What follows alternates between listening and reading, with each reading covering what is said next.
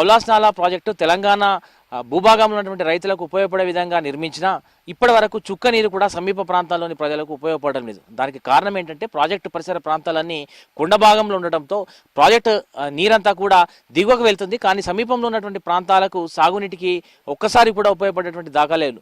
దీంతో స్ప్రింక్లర్ల ద్వారా బిందు సేద్యం ద్వారానే ఈ ప్రాంతంలో వ్యవసాయాన్ని కొనసాగిస్తున్నారు రైతులు. దశాబ్దాలుగా రాళ్లల్లో రప్పల్లో కష్టపడి వ్యవసాయం చేస్తున్నా వారికి సాగునీరు అందుబాటులో లేదు. కౌలాస్నాలా ప్రాజెక్టు నీరు ఈ భూములకు ఉపయోగపడట్లేదు. అసలు ఎందుకు కౌలాస్నాలా ఆయకట్టులోని కొన్ని గ్రామాలకు సాగునీరు అందట్లేదు, సమస్య ఏంటి, ఎందుకు వీరంతా బిందు సేద్యాన్ని చేస్తున్నారు, ఇవాళ గ్రౌండ్ రిపోర్ట్లో చూద్దాం.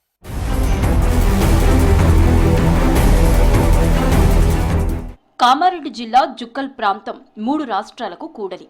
ఈ రాష్ట్రాల సరిహద్దుల్లో కౌలాస్ నాలా వాగు ప్రవహిస్తూ ఉంటుంది. ఈ నీటిని సాగుకు వాడుకునేందుకు కౌలాస్ నాలా ప్రాజెక్టు నిర్మించారు. ఇందుకోసం జుక్కల్ మండలంలోని డోన్గావ్, మైలారం, బాబుల్గావ్ గ్రామాల నుంచి భూములు సేకరించారు. దీంతో అక్కడి ప్రజలు తమ గ్రామాలను ఖాళీ చేశారు. తర్వాత శక్తినగర్, విజయనగర్, శ్రీనగర్ గ్రామాలు కొత్తగా ఏర్పడ్డాయి. మొత్తం గుట్టలే సార్, ఇవి మొత్తం రావుతున్నాయి. నీళ్ళదేమి మాకు ఇది లేదు. మళ్ళీ కింద నుంచి పైప్ లైన్ చేసుకున్నాము, లక్షలు ఖర్చు పెడుతున్నాము. అయినా కానీ వచ్చేది కష్టమే. అట్టనే నైట్ తెల్ల అట్లా ఇట్లా తిరుగు పంటలు చేసుకుంటున్నాము. దయచేసి జర ఏదైనా మాకు ఈ గట్ట భూములకు నీళ్ళు ఇస్తారని జర మనవి చేస్తున్నాము. ఈ మినిమం 20 సంవత్సరాలు అయిపోయాయి సార్. ఇట్లనే బాగా కష్టపడాలి, ఇక నైట్ మొత్తం కష్టపడాలా. వాటర్ రాకపోతే ఇబ్బంది. ఇక మోటార్ నడిస్తే మంచిది, నడకుంటే ఇబ్బంది. వల్ల ఆ నైట్కి బ్యాటరీ తీసుకొని పోవాలా. గుట్ట భూమిలో ఏం పంట పడుతుంది సార్, మాకు ఎకరానికి 4-5 క్వింటాలు కూడా దిగుబడి లేదు. అయితే ప్రాజెక్టు కోసం మంచి వ్యవసాయ భూములను కోల్పోయిన రైతులకు కొత్తగా రాళ్లు రప్పలు ఉన్న భూములే దక్కాయి. తమకు వచ్చిన భూముల్లోనే సాగు చేస్తున్నారు రైతులు. అయితే ప్రాజెక్టు కోసం భూములు ఇస్తే ఆ ప్రాజెక్టు నీళ్లే తమకు ఉపయోగపడకుండా అయిపోయిందని రైతులు అంటున్నారు. చాలా చోట్ల బిందు సేద్యంతో సాగు చేసుకుంటున్నారు. ఊరేమో గట్టు పైన ఉంది సార్. ఇక్కడ వాటర్ ప్రాబ్లం చాలా ఉంది. పంట దిగుబడి లేదు. పుట్టకూడి తినడానికి సప్పులు చేసి బతుకుతున్నాం సార్. ఇక్కడ నుంచి అప్పులు చేసి చేస్తున్నాం సార్. అది కూడా చేతికి వస్తలేదు. ఇప్పుడు నీళ్లు కౌలాస్నాలా ప్రాజెక్ట్ నుంచి తెప్పించుకుంటున్నాం. అప్పుడప్పుడు పైపులు పగిలిపోతాయి. ఇప్పుడు ఏది చేయాలన్నా కూడా సార్ అప్పు తెయ్యాలి, మళ్ళీ ఇక్కడ ఇది వేయాలి. ఇది కూడా మన చేతికి అందుతలేదు. కౌలాస్నాలా ప్రాజెక్ట్ ఏమో కింద ఉంది, మన ఊరేమో పైన ఉంది, పొలాలు కూడా పైన ఉన్నాయి. దానికి కూడా వాటర్ అందుతలేవు. కౌలాస్నాలా దగ్గరలో సుమారు 10 గ్రామాలుంటాయి. ప్రాజెక్టు కాలువతో జుక్కల్ నియోజకవర్గంలోని మిగతా మండలాలకు సాగునీరు అందుతుంది. కానీ పక్కనే ఉన్న 10 గ్రామాల భూములకు మాత్రం సాగునీరు అందదు. దీనికి కారణం ప్రాజెక్టు ఉన్న ప్రాంతం లోతట్టుగా ఉండటం.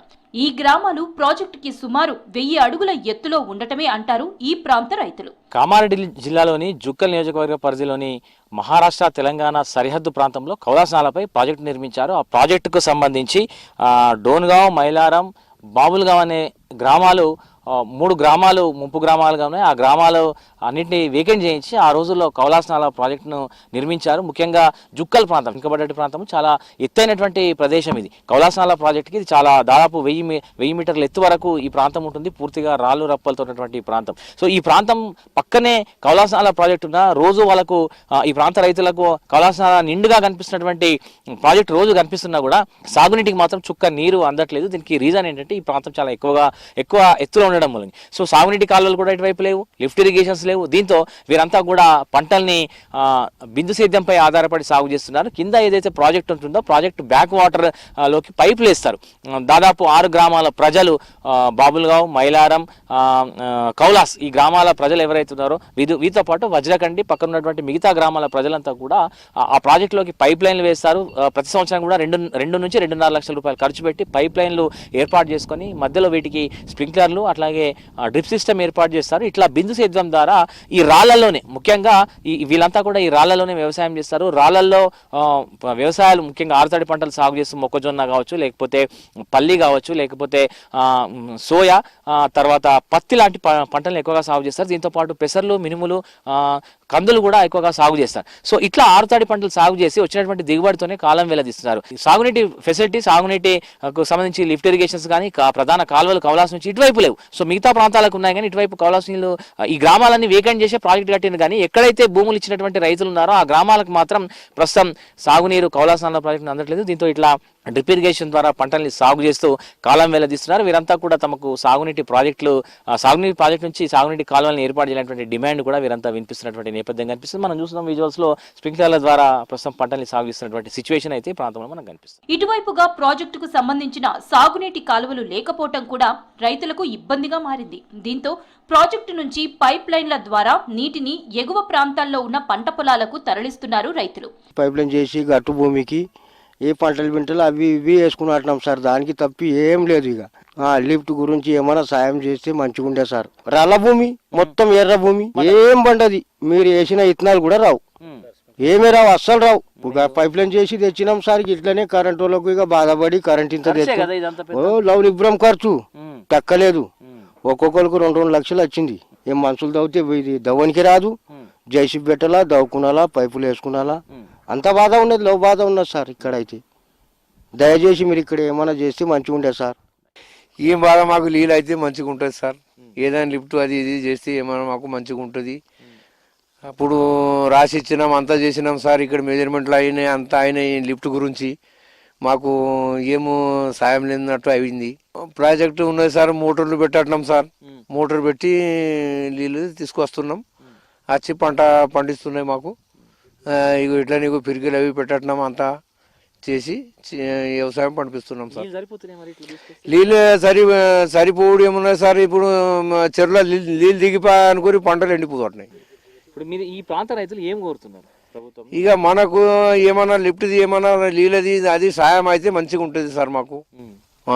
ఇది ఇక్కడ సార్, ఇక్కడ లిఫ్ట్ అయితే సార్ మాకు మేము ఈ కందులు, మినుములు, పెసాలు, ఇంకా ఏమో పత్తి అది ఇది అంతా పండిపించచ్చు సార్.